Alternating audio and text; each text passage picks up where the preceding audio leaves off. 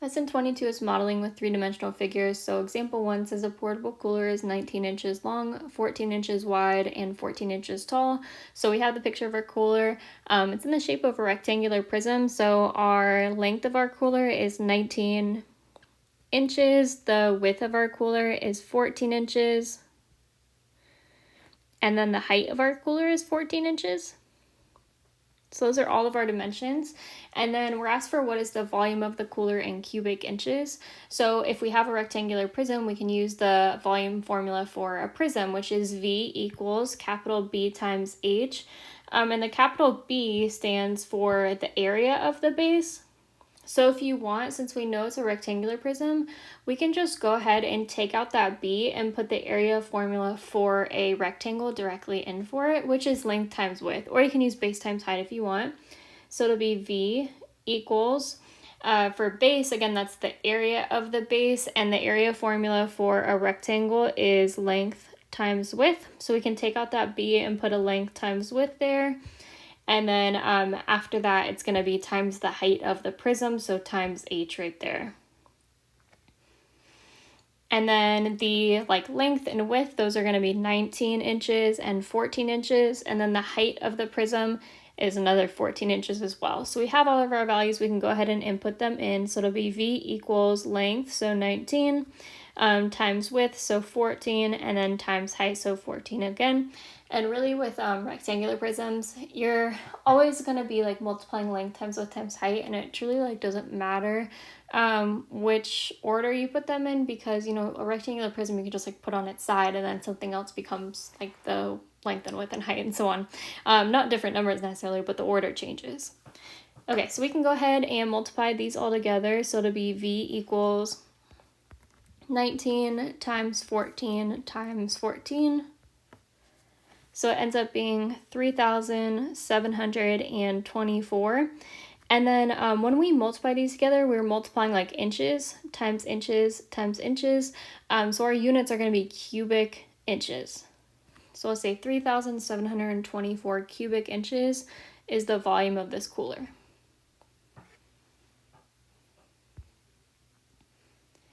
Okay, example 2. It says Wilma is building a box in the shape of a rectangular prism.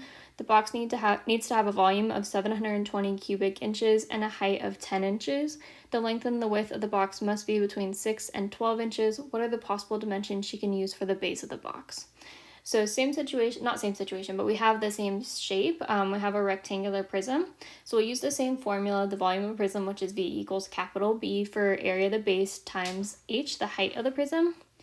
And same thing here, we have a rectangular prism, so our area of our base, we're going to use the area formula for a rectangle, which is length times width. So I'm going to rewrite this as V equals length times width times height. And then what we're going to do is we're just going to take the information that we're given in the problem and plug it in for the correct for the correct letter. So it says the box needs to have a volume of 720 cubic inches. So we're going to go ahead and put that 720 in for V, because that's what we need our volume to be. And then it says that it needs to have a height of 10 inches, so we'll put that in for H right there. So then we'll have 720 equals length times width times 10 for height. So 720 went in for volume, 10 went in for height, and then now we're asked to find what are the possible dimensions for the base of the box. So what are all the possible combinations that we can have for length and width? So before we can find those, we really need to isolate the length and width. So we want to cancel out that 10 that's being multiplied there, so we would divide both sides by 10. And then 720 divided by 10 is 72. So 72 equals the length times width. So that means that when we multiply the length and the width together, we get 72. And there's no way, since we only have one equation and we have two variables, there's no way to actually for sure find a definitive answer on what the length and width are. That's why it says what are the possible dimensions she can use for the base of the box. So in order to figure out all the possible ones, I would recommend just making a list of all the numbers that that multiply to 72. So I'm going to write it off to the side. So like 72, you can always do 1 in the number. So 1 times 72, 2 times 36. And if you don't know 2 times 36, just do 72 divided by 2. And then that'll give you 2 times 36. You can do like 72, sorry. Okay, it's being picky. 72 divided by 3 to see if 3 is a factor. It's 24. So it'd be 3 and 24. And you may already have some in your head that I have them written down. I just usually try to go in order. So 1, 2, 3. And then we can do 72 divided by 4 to see if that works. So 4 and 18. And then 72 is not going to be divisible by 5, but maybe we can try 6. So 72 divided by 6, might know that is 12. So 6 times 12. It's not going to be divisible by 7, but we can do 8 times 9. And then that's actually the last combination of factors. So we have all of those combinations that could multiply to 72, but the last little kind of piece of information that's going to help us narrow down what actual combinations we can use is this sentence right here where it says the length and the width of the box must be between 6 and 12 inches. So we can only pick the pairs that have something in between 6 and 12, including 6 and 12. So we can do 6 and 12. And 8 and 9, but the rest of these would be too long or too short, so we can't use them. So that 6 and 12 and 8 and 9, those are possible combinations for the base dimensions. So we can say it'll be 6 inches by 12 inches to get 72 square inches for the area, or you can use 8 inches by 9 inches. To get the area of the base to be 72 square inches.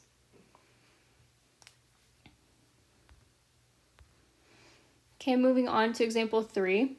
It says Gemma has a goal to drink 180 cubic inches or approximately 100 ounces of water per day. Her water bottle is a cylinder with a diameter of 3 inches and a height of 8 inches. What is the minimum number of times she needs to fill or partially fill her bottle in order to reach her goal? So in order to figure out how many times we have to fill up the bottle, we have to figure out how much the bottle holds in terms of cubic inches, and then how many of those it'll take to get to 180 cubic inches.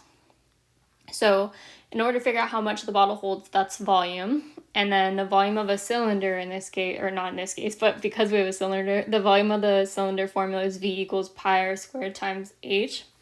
So remember that the R stands for radius, and the radius is from the center of the circular base to the edge of the circular base.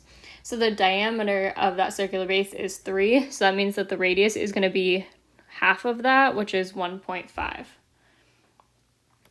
So 1.5, that's going to be our R, so we'll put that in there. And then 8 is going to be our height, the height of the cylinder. So we'll do V equals pi, and then R squared, so 1.5 squared, and then times height. I think I'm going to go ahead and put these in parentheses so they're kind of separate. So 1.5 squared, and then times the height, which is 8. And notice I don't have to square the height. I'm not going to square the pi. So now to find my answer, I just need to follow order of operations. So that makes us simplify the exponents before multiplication. So we'll just make sure we do that before we multiply anything in.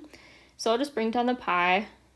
And then 1.5 squared, I'm just going to do 1.5 times 1.5. If you use the Google calculator on a full screen, I think it ends up having a squared button, but this doesn't. So 1.5 times 1.5 is 2.25. And then times 8. And then now I can multiply everything together. It probably has a pi button as well somewhere. Nope, mine doesn't. Maybe yours does on the full screen, but I'm just going to use 3.14 for pi.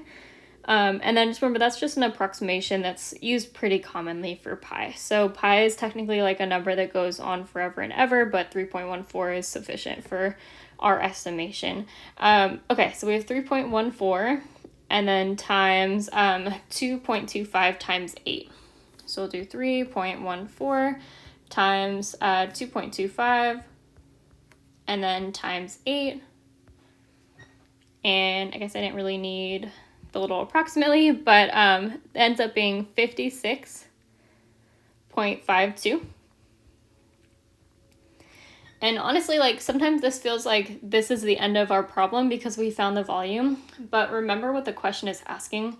It's asking, like, what is the minimum number of times that she needs to fill her water bottle in order to reach her goal? If she has to fill her water bottle 56 times, that's kind of crazy. So, like, we have to do one extra thing to figure out what she needs to do to, like, or how many times she has to fill up her bottle. And we have to figure out how many of these it'll take to reach her goal. So that means that we take the 180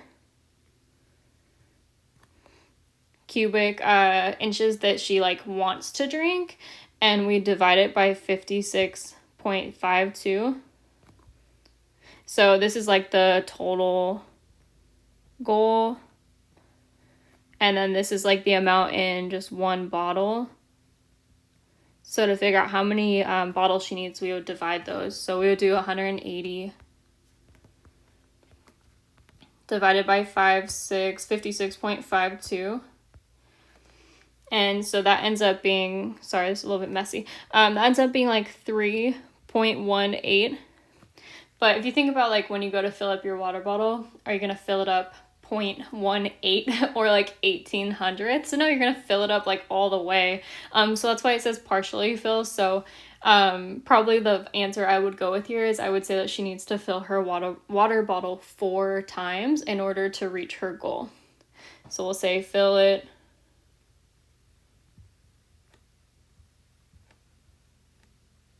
fill it 4 times. And this is one of those problems that, you know, you don't always like round, like the rounding rules don't count the same basically. So like if I were to round 3.18 to the nearest whole number, it would round down to 3. But if she just fills up her bottle 3 times, she's not going to quite reach her goal. So she, even if it was like 3.01, you would always have to round up to get to that like 4th bottle so that she makes sure she drinks enough water to reach her goal.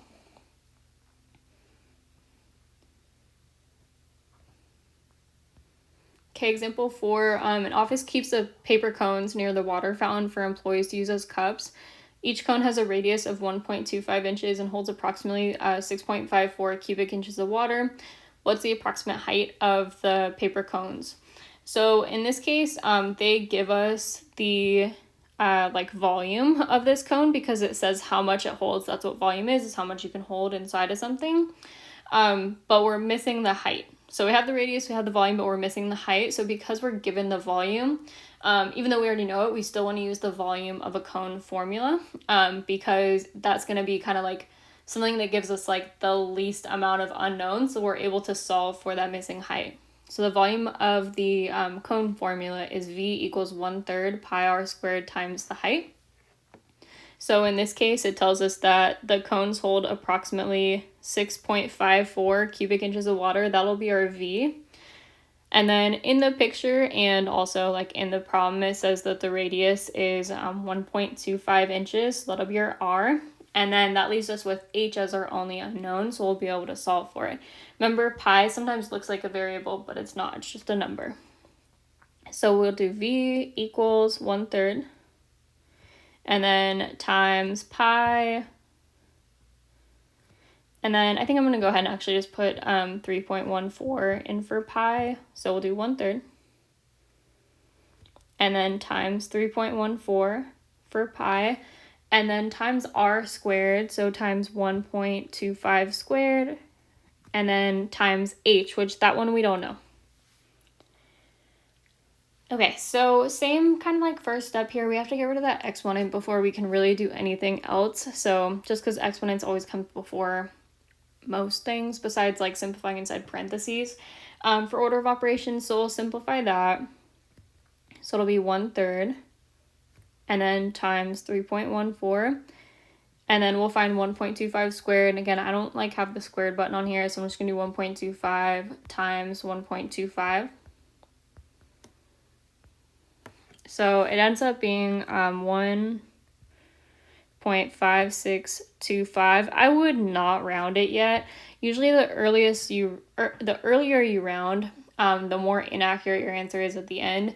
Most of the time it doesn't like hurt you enough to make your answer incorrect, but it doesn't hurt to add those like extra 2 decimal places. And then after that is the H. Okay, and then any whole number, I can write it as like a fraction over 1. Ooh, I forgot to actually put the volume in now that I'm looking at it. I just have it as V. So remember, we know the volume, it's 6.54.